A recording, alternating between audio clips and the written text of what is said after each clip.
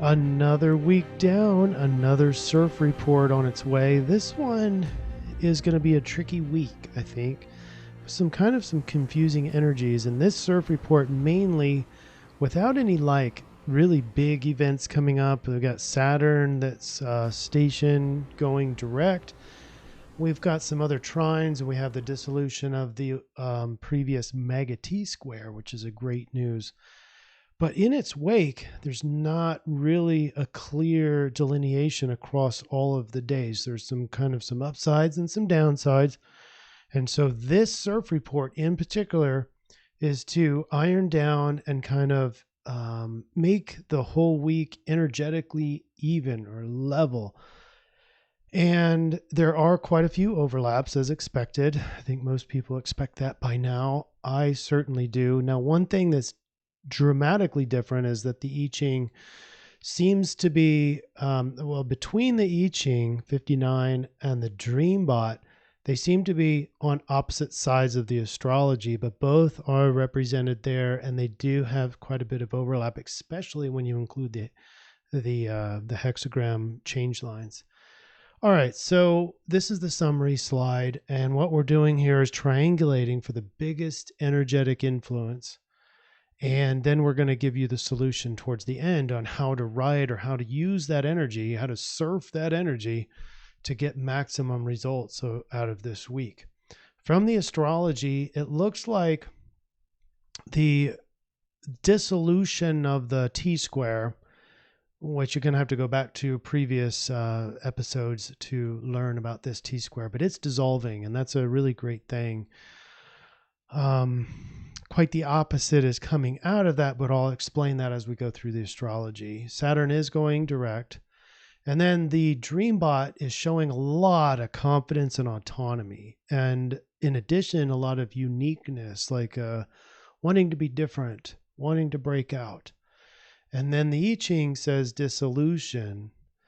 Now, dissolution is just the influence. We have a different hexagram for the actual solution. So hang out for the end. You're going to see what that overall solution is going to be, and it's going to create a lot less anxiety for everyone who's able to go through the main suggestions.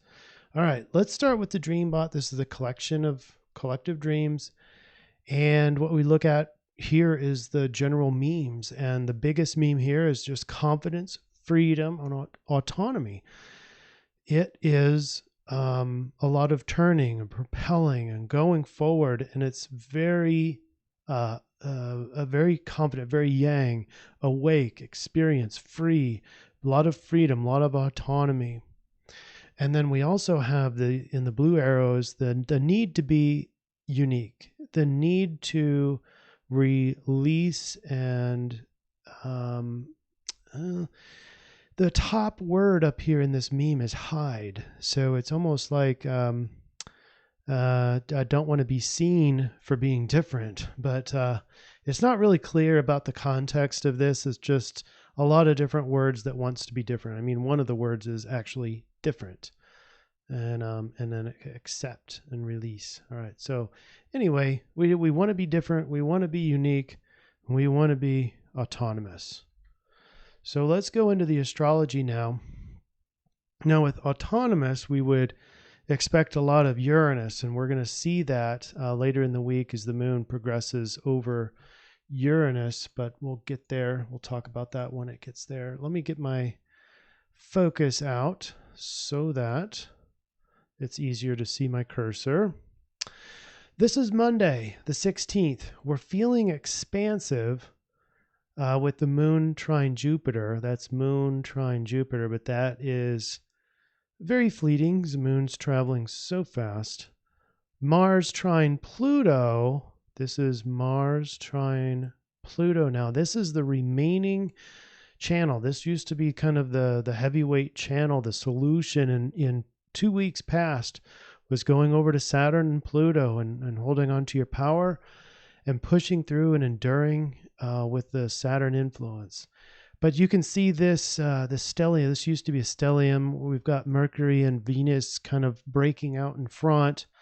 And the last of this channel now is Mars in the back of the train, who's still hanging on to a trine with Pluto. But this is a very powerful arrangement. You've got Mars that wants to push forward and do things, and you've got Pluto that wants to destroy, but also has a tremendous amount of intense hidden power. And so this is a very powerful, this trine is very easy. And so Mars isn't conflicted. It's going forward very powerfully. And so that bodes really well for the waning. I've got this T-square. This T-square is still technically within the orb requirements for alignments. And basically it's going to be Mars and Neptune still holding on to that orb, but it's waning. In other words, the energy is dissolving as we speak. And so what's very prominent here is that Mars-Pluto energy. And then the moon is feeling expansive. That together is a very powerful day. Monday is very powerful, okay? Tuesday, as this energy continues to dissolve and get even thinner, we also have this square over here, this part getting thinner. The Mars square Jupiter is still in that orb as well, but it's on its waning, it's on its way out. Of note, on Tuesday, we have Saturn going station. Now, this is when, relative to the Earth, it looks like Saturn has stopped. And then it's going to start going direct, meaning it's going to start going back this way. And then we have Moon, as I mentioned earlier, Moon going over Uranus. This is feeling very different. This is feeling very unique. And this is going to be a big deal because the I-Ching later is going to talk about being unique and not going with the flow. So we've got Monday was powerful. Tuesday was feeling very unique and insightful. And then with Saturn going station, that whole energy with Pluto energy, they're basically conjunct within the orb of conjunction. And that channel stays there, but it's magnified by the Saturn energy. Now, these further out planets, they're not like the closer up planets where they're almost going still anyway because they're moving across the relative sky so slowly. So so this going station is not all that big of a deal. I mean, it's going to be more of a subtle energy. And then within 24 hours, it's going to start going direct. But overall on Tuesday, we're feeling estranged but unique. That's Moon conjunct Uranus. Sudden change of emotions, that's Moon conjunct Uranus, but still growing. Now, this Mars trine Pluto hasn't really gone exact yet, so it's only getting stronger. All right, next. Wednesday. We have a sense of stability because Moon's going to make a nice trine over to the station and direct Saturn, and that's going to make things feel very stable, very secure. But you're also have that power. Again, this is still growing. Mars trine Pluto. And so things are very, very confident moving forward, and kind of maybe generating an awareness for this growing power that's underlying everything. Then on Thursday, we have Moon trine Sun. And this is going to be harmonious with emotions and ego, and that's going to be very balanced.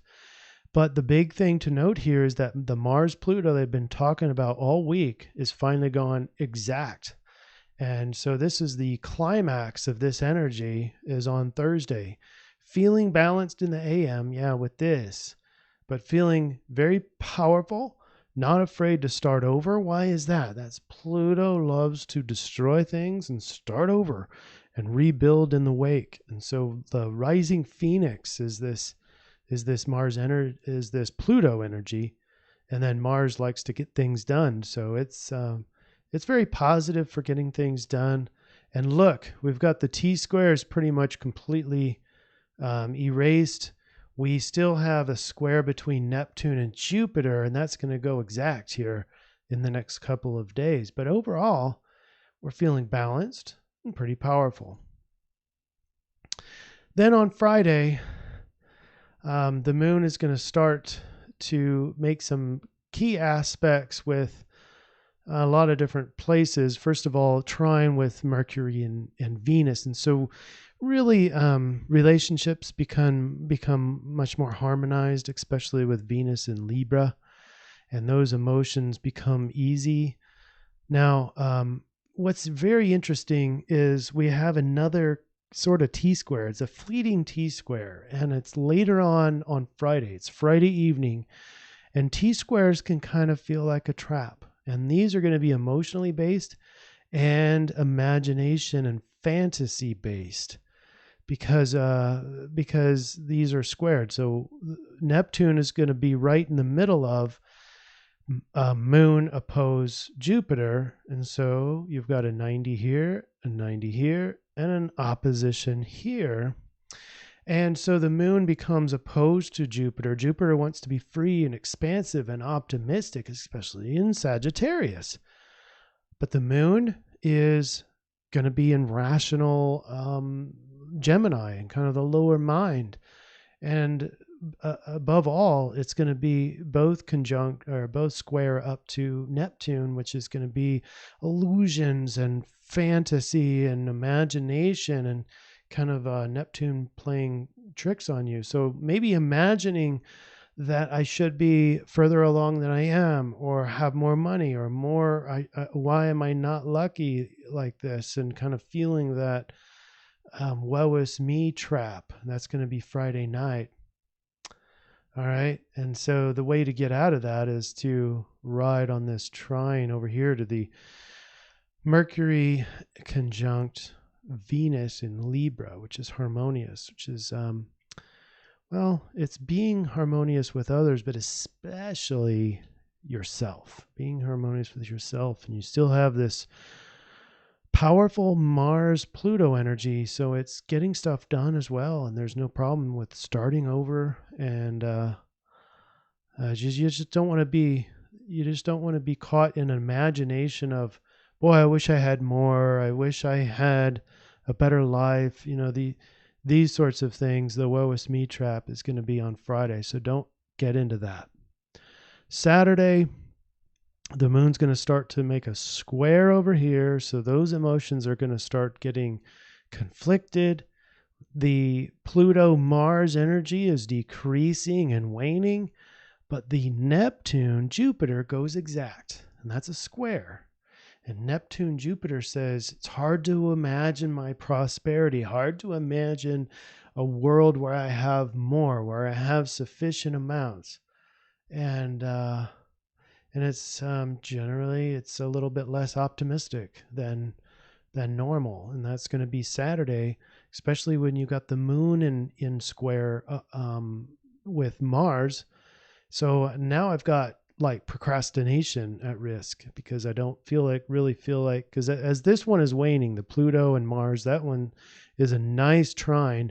That one's waning. It's getting smaller, but this energy is squaring up. Moon square Mars, which can feel like, no, I don't want to do it. I don't feel like. And then the moon square Sun is that my emotions are not congruent with my ego, and you get in that little inner conflict.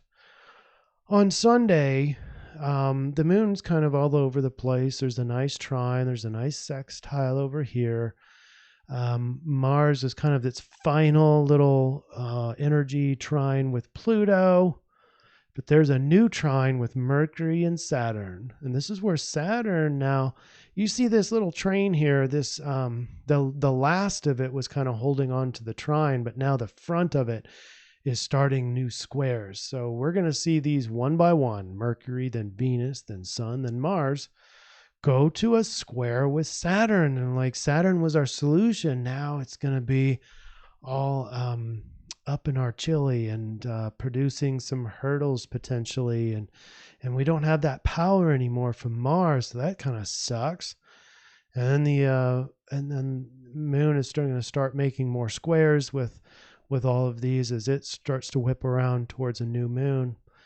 But Sunday is mostly Mercury square Saturn, and that is conflicted thoughts with what I should be doing. It's hard to rationalize that I can't believe I have to do this kind of thing, or maybe I'm having a hard time getting the knowledge to make it through this hurdle that Saturn prepared for me.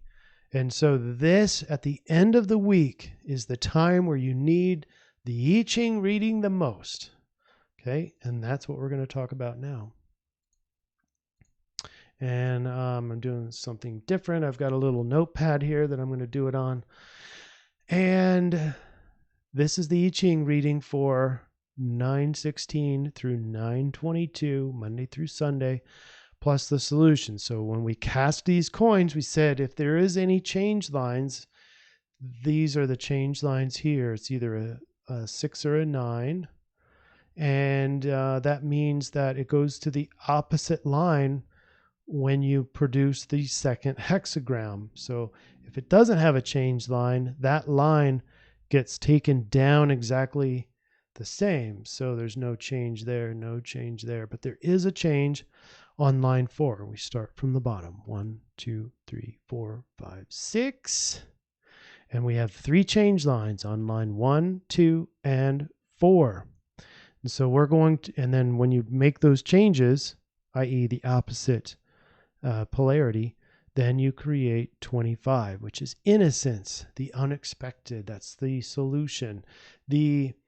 According to the I-Ching, the energy, the influence that everyone has a high probability of feeling is this dissolution. And I am pretty confident that the dissolution, that the energy that was given by the hexagram is talking about the dissolution of the T-square. And that's great news because that was a big T-square. It was tricky. It was keeping some people down and out and other people into their fantasy world and couldn't imagine the right way forward. The Mars Pluto makes everything different. It's dissolved. It's wind over water. If you're interested in some of these trigrams, these top 3 are wind and the bottom 3 are water. But anyway, 59, hexagram 59 is dispersion. This is from the Book of Changes. But only a man who is himself free of all selfish ulterior considerations and who perseveres in justice and steadfastness is capable of so dissolving the hardness of egotism. So what this means is, and let's go back to the early, well, I mean, pretty much any one of these days, but this one particularly on Thursday, because this is when it climaxes. It develops a perfect trine, Mars Pluto. This is not necessarily egotistical because, the sun is technically conjunct with Mars, and so ego can really get intense into there with a trine over to the intense Pluto. But it shouldn't be, and that's what this I-Ching reading is saying, that you've got to dissolve your ego when you do this, but it warrants you to drive over the water. Here's the image. The wind drives over the water, the image of dispersion. Thus the king of old sacrificed to the Lord and built temples.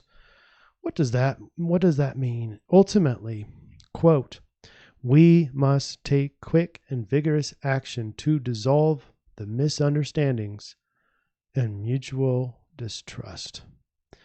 In other words, we have to trust that the future is ours. And again, this is not the solution because we're going to be talking about that next. But I want to talk about the change lines really quick before we get into the solution hexagram. All right. In 9 in the second place means, 6 at the beginning. That's the 6 on the first line means he brings help with the strength of a horse, good fortune. We must take quick and vigorous action to dissolve the misunderstandings and mutual distrust. Here's 9 in the second place. 9 in the second place means at the dissolution, he hurries to that which supports him. Remorse disappears. He hurries to that which supports him. When an individual discovers within himself the beginnings of alienation from others, of misanthropy and ill humor, he must set about dissolving these obstructions. This one is talking about the relationships. And so if you're feeling alienated, then you must break those obstructions. Then finally, in the fourth, 6 in the fourth means he dissolves his bond with his group, supreme good fortune. Dispersion leads in turn to accumulation. This is something that ordinary men do not think of. This is amazing because it contradicts somewhat the previous gate. When we are working at a task that affects the general welfare, we must leave all private friendships out of account. Only by rising above party interests can we achieve something decisive. In other words, remember when we talked about the ego? And the only way forward, the only way to push forward is without a sense of egotism. That's the only way that's going to push forward. Now, if you're in a group and if you're if you're at work or if you're volunteering, you've got to, according to this, you have to look at the kind of the ego or the underlying intention of the group. If the underlying intention of the group is egotistical, then you need to dissolve it. That's a tough one. Good luck on that one. All right, now let's look at the change, because when you put these changes in, 59 becomes 25, and that's heaven over thunder. This becomes the solution. The solution is innocence, the unexpected. All right. What does that mean? Well, it means not attached or caught up in defending yourself against unfolding events.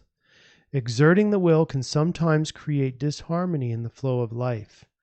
Unattached, you can observe your fundamental harmony with what unfolds. Now listen to this. The master said, those who know no limits meet with no obstruction. The state of innocence ensures your success. So we need to enter a state of curiosity with what's going to happen next. Like a hatchling protected from early danger, you can approach the threshold of perception with a sense of discovery. That is curiosity. The master said, those who do not know what cannot be done can accomplish great things. So now, is that commensurate with the astrology? Absolutely. This is pretty much in the middle of the week, Thursday. This is where we have the Mars Pluto at its maximum. And can this be done without ego? Can this be done without expectation? It has to be done without expectation, because Pluto is very intense, but it's destroying. It doesn't have a lot of intention. Is very similar to Uranus, where you got like unexpected changes and sudden drastic changes. And that was happening on Tuesday, and the emotions are changing, and your emotions are changing because everything else is changing around you. Unexpected changes. Okay. And then get this. So above all, we have the most powerful alignment is, I'm getting my thing out here, is by far the Mars trine Pluto that we mentioned a lot before. Now, if we go to Sidereal Astrology, which is the solution, also with the I-Ching, we get into Leo. Now, Leo is, it's a fire sign and can produce some profound things and push forward with its yang energy. So can Sagittarius, is also fire. So it's fire and fire. But more importantly, Leo is like a child. And it's like a kid, and the kid has curiosity, and it's very creative. And that's why Leo is creative, because they meet life with no expectations. When they do meet life with expectations, they tend to suffer. So if you don't want to suffer this week, I highly recommend you take the advice of the I-Ching, especially the solution I-Ching, which is 25, hexagram 25, heaven over thunder. It's the innocence. Become innocent.